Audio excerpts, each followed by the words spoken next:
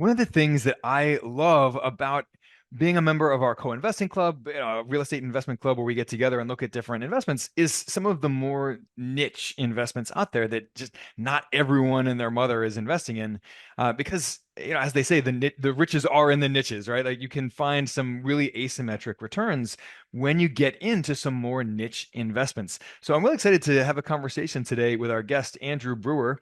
He is the founder of Iron Gall Investments, and he's something of a real estate investing renaissance man. He's done a lot of different types of niche real estate investments over the years.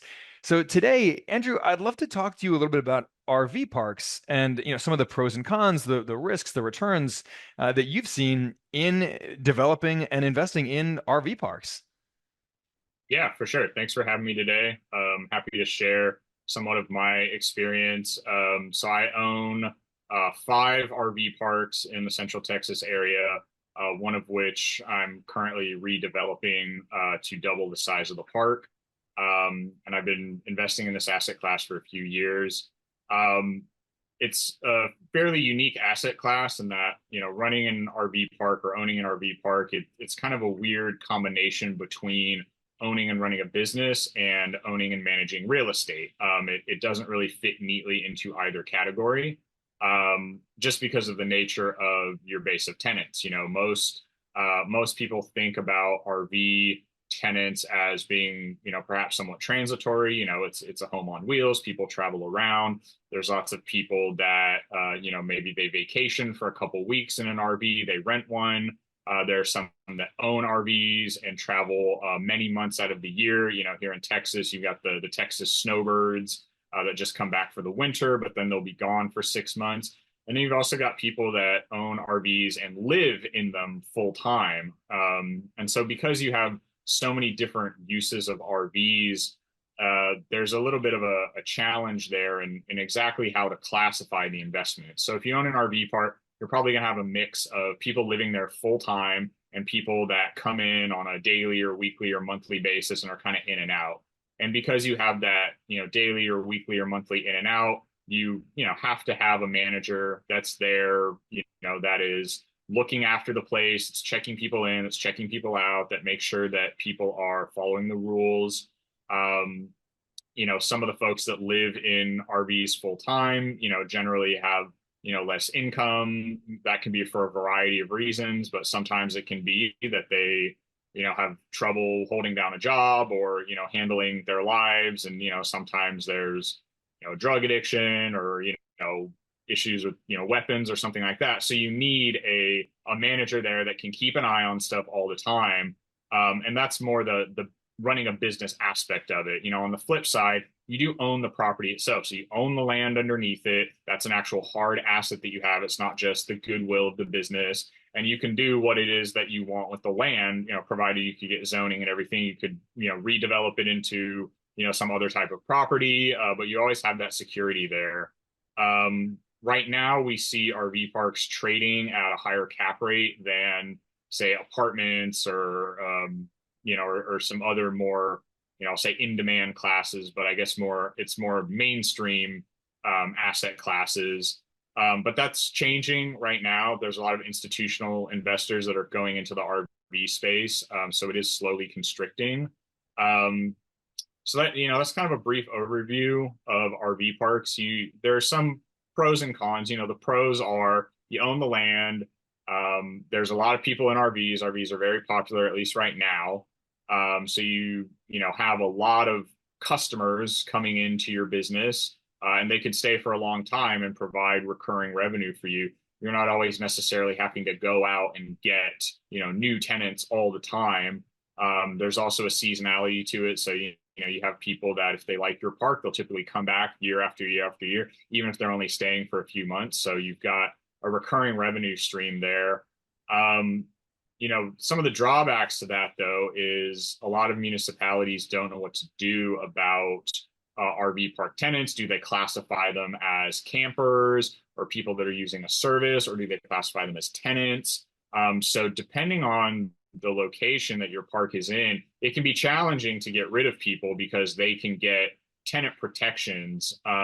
Some of the key ways to mitigate that risk is making sure that you're using what's called a campground agreement as opposed to a lease agreement. A lease agreement would always give somebody tenant rights. A campground agreement would not necessarily give them tenant rights. Some places will look at a campground agreement as, similar to a hotel, where they say, hey, this person has stayed for a couple days, but they don't have, residency here. You don't have to evict them. You can just have the sheriff remove them. Um, Although, some municipalities will also look and say, we don't care what type of agreement you have in place. If they've stayed longer than a certain amount of time, we will automatically classify them as a tenant, no matter what is agreed to or not.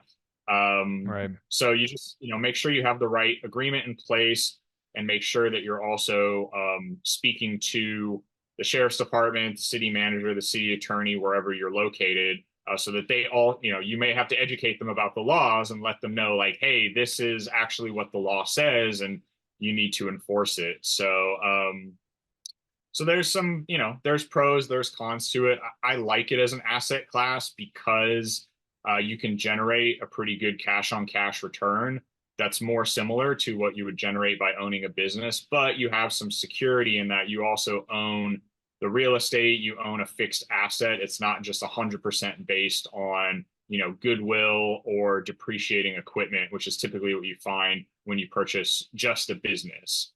You're also not responsible for maintenance of anybody's unit. If somebody, they own their own RV, so they're responsible for maintaining it. All you're responsible for maintaining is the roads, the infrastructure. If you have a clubhouse or some amenities, you have to maintain those. But that just cuts down on a lot of maintenance, a lot of headaches, a lot of cost when you're not having to go in and fix, somebody's shower or toilet, or, whatever. If they want to punch a hole in their own wall, I guess they can go ahead and do that. It's on them to fix it. Their They don't get to RV. go around and say, oh, sorry, like you have to fix it now because you're the landlord. Yeah. So those are some of the benefits that I see to it. Yeah, I know my father-in-law has a high-end RV, and he and his wife, they go and they'll spend, 3, 4 months at a time, especially in the summertime, because they spend most of the year living in Florida, and in the summer it's just ungodly hot where they live. So they'll take off north in their RV for 3 or 4 months at a time, and stay at RV parks.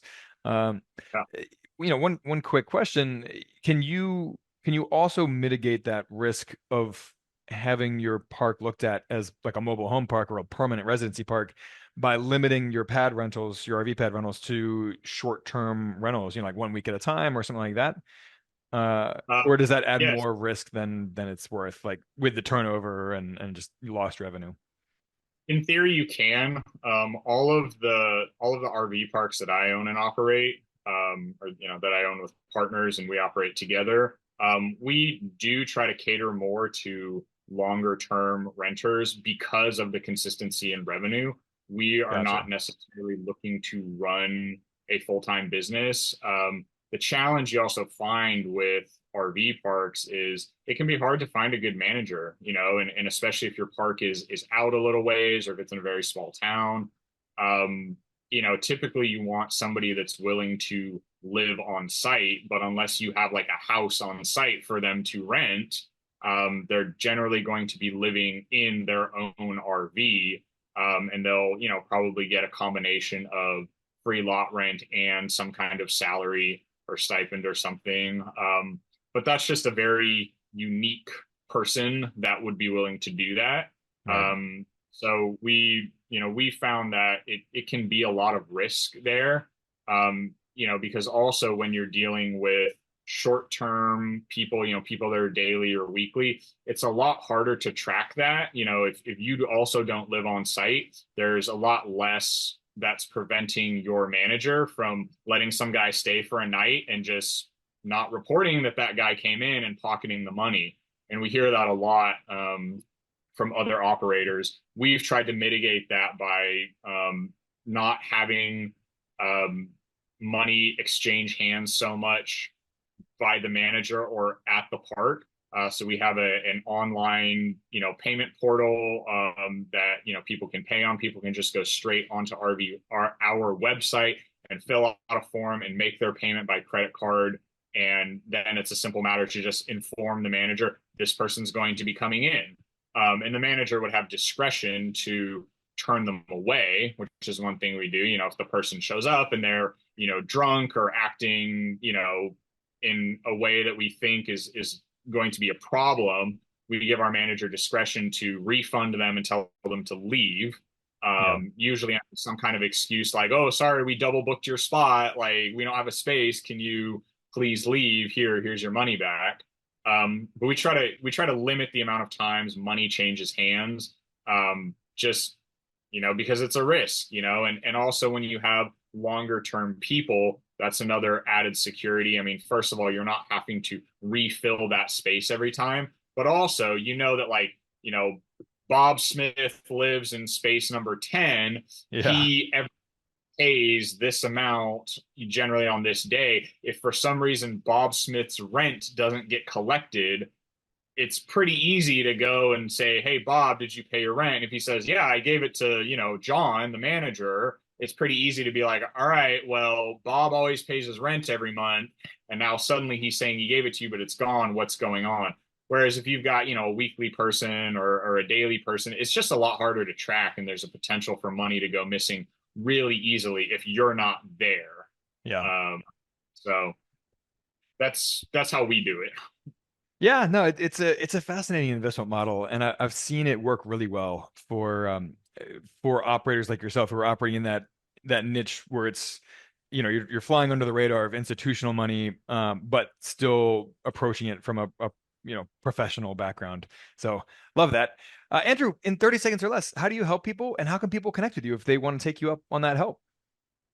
Yeah, I mean, I always try to give back a little bit. I've had people that have given me advice or talked to me earlier in my career and still do, and I just try to do the same thing. Help people out that are getting started or that, are hitting a hang up, that they may not know how to handle it. I'm always happy to share my perspective and just some stuff that I've learned, and hopefully that's a help for people.